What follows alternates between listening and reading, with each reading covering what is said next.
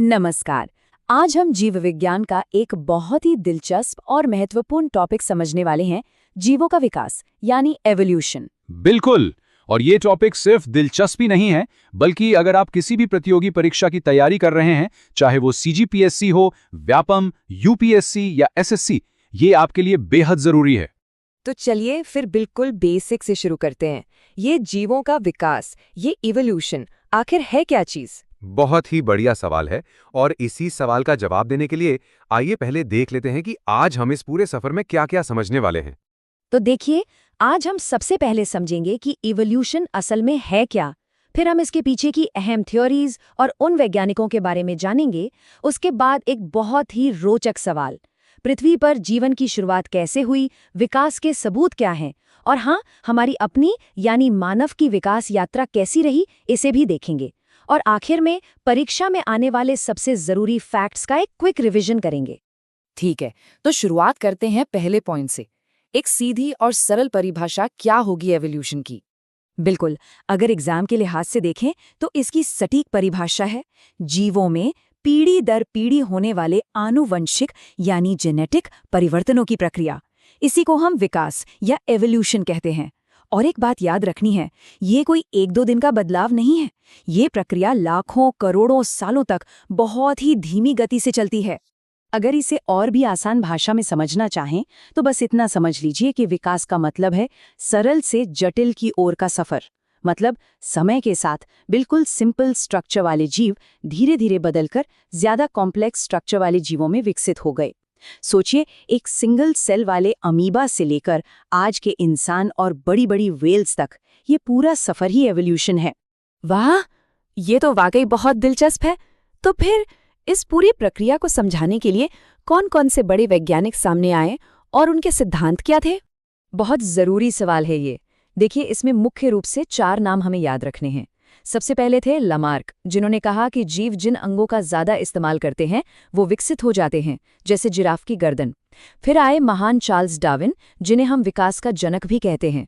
उन्होंने प्राकृतिक चयन यानी नेचुरल सिलेक्शन का सिद्धांत दिया।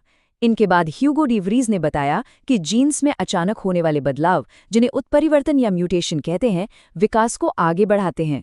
और आखिर में ग्रेगर मेंडल, जिनके आनुवांशिकी के नियमों ने इन सभी सिद्धांतों को एक ठोस वैज्ञानिक आधार दिया। ठीक है, ये तो समझ आ गया कि जीवन विकसित कैसे हुआ, लेकिन वो सबसे बड़ा सवाल कि इस पृथ्वी पर पहला जीवन आया कहाँ से, उसकी शुरुआत कैसे हुई? इस बड़ी पहेली को सुलझाने के लिए जो सबसे मानी हुई थ्योरी है वो है रासायनिक विकास का सिद्धांत, जिसे ओपैरन और हाल्डेन ने दिया था। ये थ्योरी कहती है कि जीवन की शुरुआत यहीं हमारी पृथ्वी पर निर्जीव चीजों से हुई। कल्पना कीजिए, अरबों साल पहले पृथ्वी के गर्म समंदर में कुछ अकार्बनिक अणु थे। फिर बिजली कड़कने जैसी घटनाओं से ऊर्जा मिली और वे सरल कार्बनिक अणुओं में बदल गए। धीरे धीरे ये अणु और जटिल होते गए, जिनसे प्रोटोसेल मतलब कोशिका का एक शुरुआती रूप बना, और फिर जाकर पहला जीवित जीव अस्तित्व में आया। और एक बार जब वो पहला जीव बन गया, बस फिर तो विकास का सफर शुरू हो गया।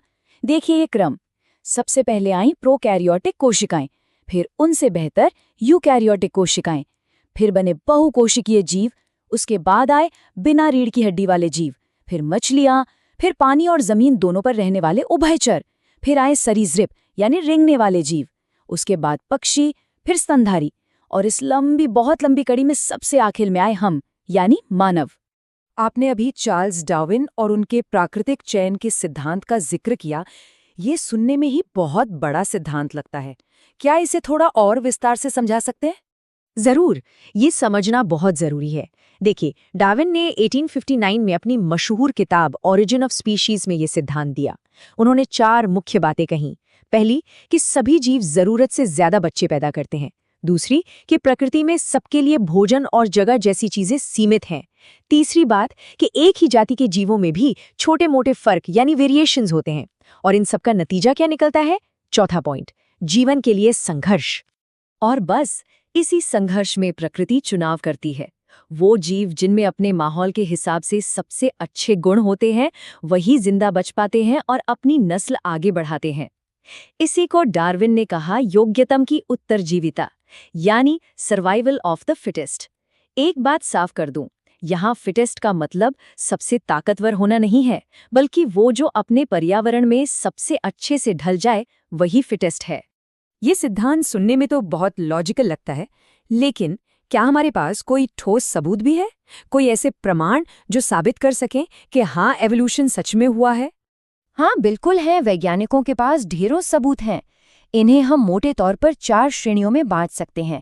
पहला है जीवाश्म प्रमाण यानी फॉसिल एविडेंस, दूसरा तुलनात्मक शरीर रचना, तीसरा भ्रूणीय प्रमाण और चौथा है आणविक प्रमाण यानी मॉलिक्यूलर एविडेंस। आइए एक एक कर इन पर नजर डालते हैं। देखिए, सबसे मजबूत सबूतों में से एक है जीवाश्म यानी फॉसिल्स। ये क्या है? ये चट्टानों में दबे हुए करोड़ों साल पुराने जीवों के अवशेष हैं और इसका एक क्लासिक उदाहरण है आर्कियोप्टेरिक्स का जीवाश्म। अब इसमें मजेदार बात यह है कि इसके अंदर सरीसृपों मतलब डायनासोर जैसे जीवों की तरह दांत और लंबी पूंछ थी, लेकिन साथ ही इसमें पक्षियों की तरह पंख भी थे।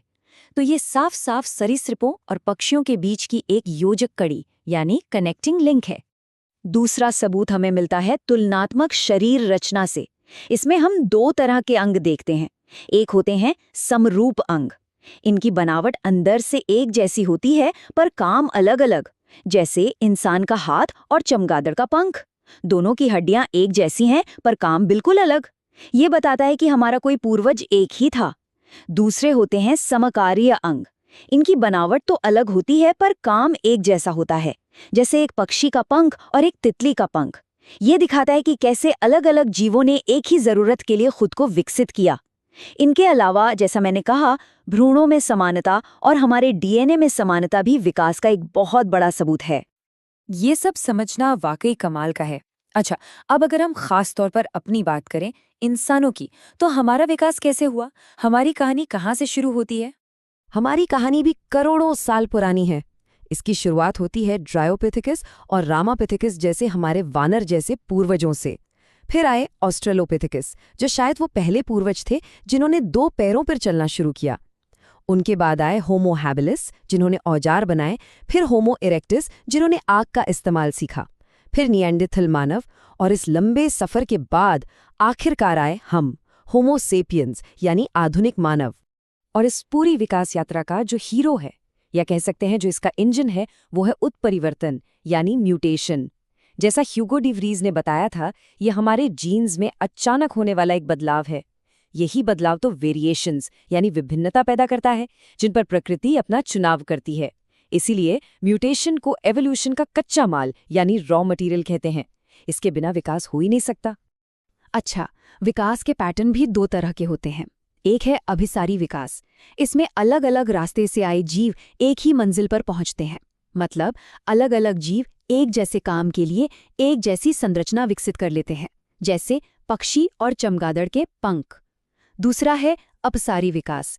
इसमें एक ही पूर्वज से अलग अलग दिशाओं में कई नई प्रजातियां निकलती हैं। इसका सबसे अच्छा उदाहरण डार्विन की फिंच चिड़ियां हैं, जिनकी चोंच अलग अलग द्वीपों पर खाने के हिसाब से अलग अलग हो गई। तो अब जब हमने विकास के लगभग सभी जरूरी पहलुओं को समझ लिया है, तो चलिए अब फटाफट से उन पॉइंट्स पर नजर डालते हैं जो सीधे सीधे परीक्षा में पूछे जाते हैं। इनको बिल्कुल याद कर लीजिए। प्राकृतिक चयन, चार्ल्स डार्विन, उनकी किताब ऑरिजिन ऑफ स्पीशीज 1859। उत्परिवर्तन यानी म्यूटेशन की थ्योरी, ह्यूगो डी व्रीज। रासायनिक विकास का सिद्धांत, ओपेरिन और हैल्डन। और आधुनिक मानव का वैज्ञानिक नाम, होमो सेपियंस। ये बिल्कुल रट लीजिए। चलिए तो एक आखिरी रैपिड फायर हो जाए। बताइए, प्राकृतिक चयन का सिद्धांत किसने दिया? Charles Darwin. बढ़िया। आधुनिक मानव का वैज्ञानिक नाम? होमो सेपियंस। और रासायनिक विकास का सिद्धांत? ओपेरिन और हल्डन। एकदम सही। तो उम्मीद है आपको ये सारी जानकारी उपयोगी लगी होगी। अगर हाँ, तो इसे अपने दोस्तों के साथ जरूर शेयर करें। और जाते जाते एक सवाल आपके लिए। अगर विकास आज भी लगातार चल रहा है, तो मानवता का अगला कदम क्या हो सकता है? सोचिएगा जरूर।